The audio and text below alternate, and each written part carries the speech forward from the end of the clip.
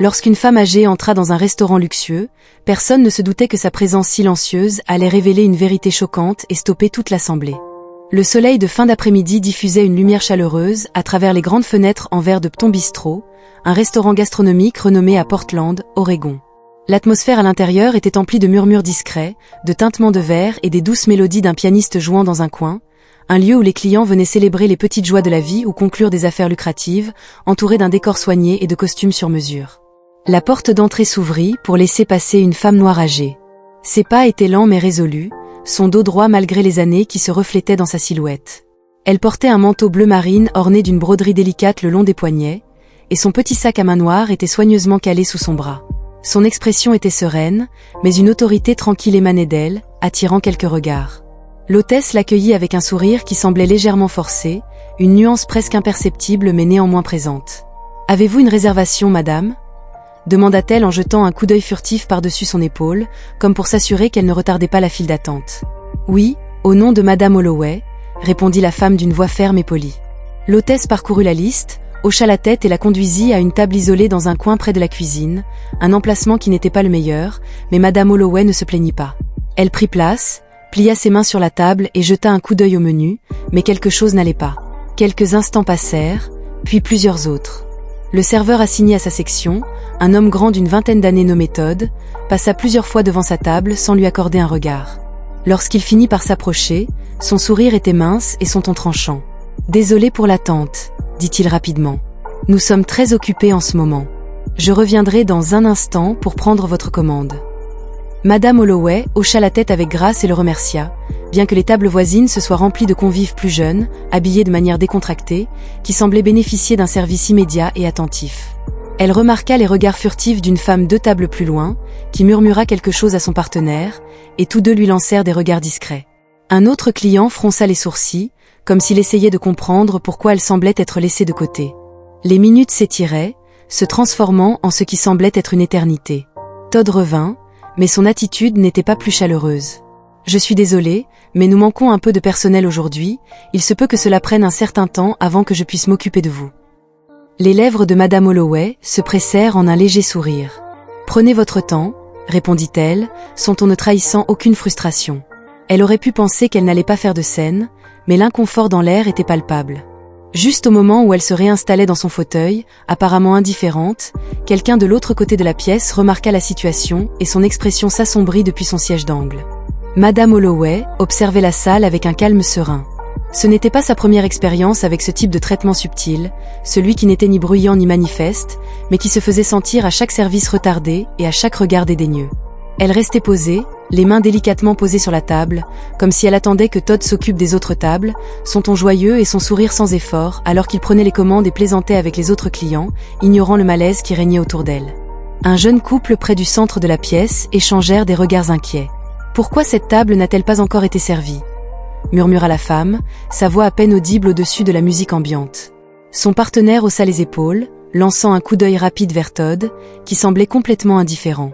Les secondes se transformèrent en minutes et madame Holloway conservait son calme apparent. Une petite partie d'elle se demandait jusqu'où cela irait. Elle tendit la main vers son verre d'eau, mais celui-ci était resté vide. Quelques tables plus loin, un serveur apporta un verre de vin frais à un client qui était arrivé bien après elle. Todd finit par revenir, portant un plateau de nourriture destiné à une autre table. Il s'arrêta brièvement en passant devant madame Holloway, qui n'avait toujours pas commandé. Il lui demanda d'un ton presque dédaigneux, comme si le retard était de sa faute. Elle leva les yeux vers lui, ses yeux fixes et bienveillants, mais avec une intensité tranquille qui le fit hésiter. « Je suis prête à commander quand tu auras un moment », dit-elle d'une voix mesurée et polie. Todd hocha la tête en marmonnant quelque chose dans sa barbe alors qu'il s'éloignait, mais à quelques tables de là, quelqu'un d'autre observait la scène. À une table près du bar, un homme d'une trentaine d'années était assis avec un verre à moitié vide d'eau pétillante, vêtu d'un blazer bleu marine impeccable. Son comportement était calme mais attentif, ses yeux se rétrécissant alors qu'il observait le comportement de Todd. Il avait noté chaque interaction, chaque regard dédaigneux.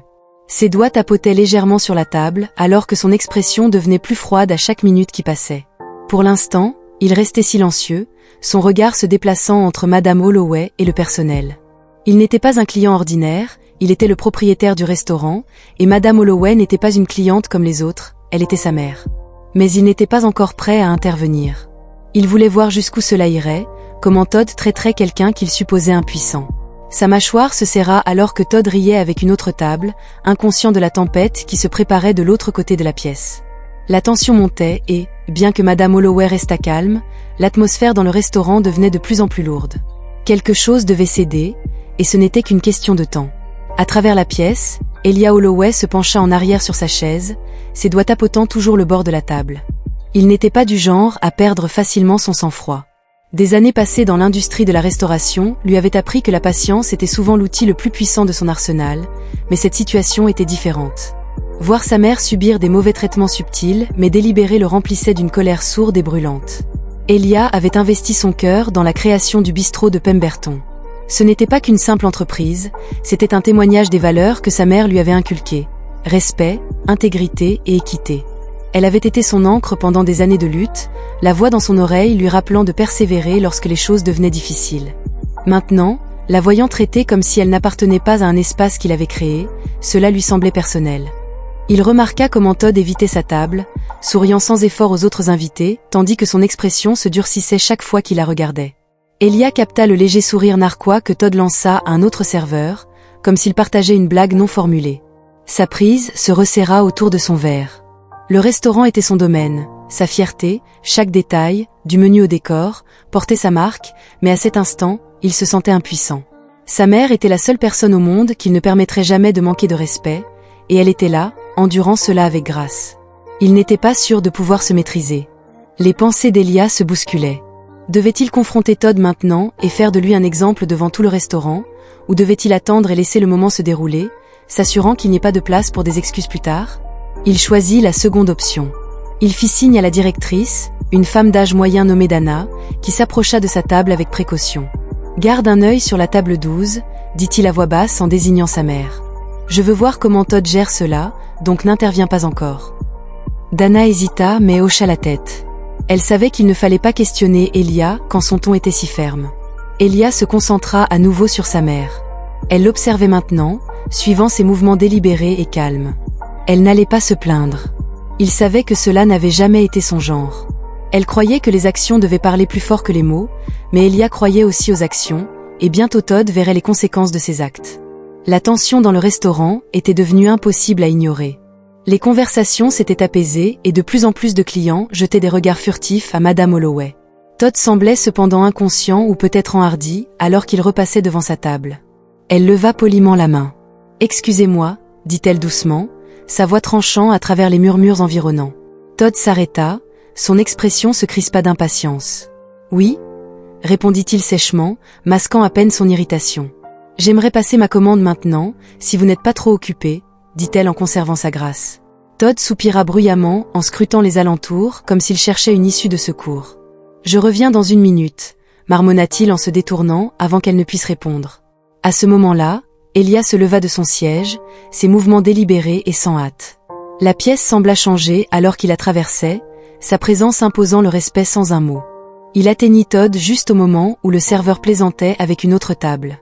L'arrogance désinvolte sur son visage se transforma rapidement en confusion lorsqu'il remarqua Elia debout à côté de lui. « Elia, balbutia Todd en tentant de sourire. « Je ne savais pas que tu étais là. »« J'étais là, » répondit calmement Elia, sa voix portant une autorité indiscutable.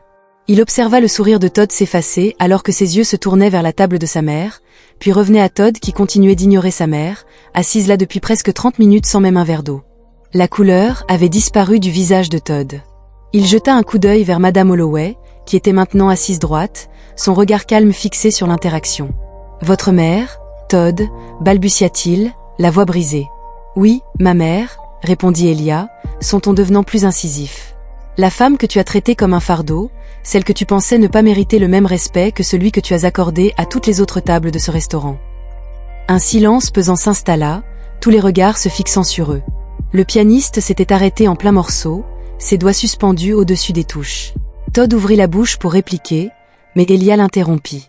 D'une voix glaciale, il déclara « Il n'y a aucune excuse pour ce que tu as fait, et tout le monde ici en a été témoin. » Elia se tourna vers la directrice, qui se tenait près du bar, incertaine quant à son intervention. « Dana, dit-il d'une voix ferme, prends en charge la table 12 et assure-toi que ma mère ait tout ce dont elle a besoin immédiatement. » Dana acquiesça rapidement et se précipita vers la table de Madame Holloway, lui présentant une série d'excuses tout en remplissant son verre d'eau et en lui tendant un menu.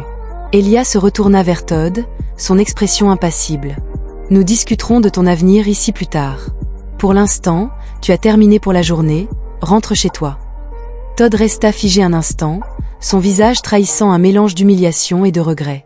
Puis, sans un mot, il dénoua son tablier et quitta le restaurant.